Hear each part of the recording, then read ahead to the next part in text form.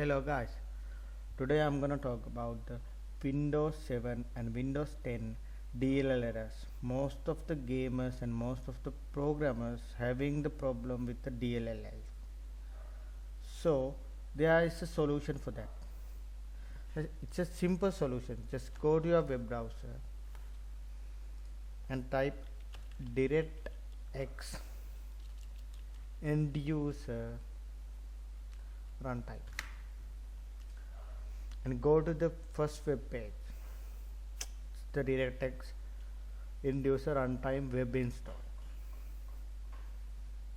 and download the file. Remember to untick the MSN default page.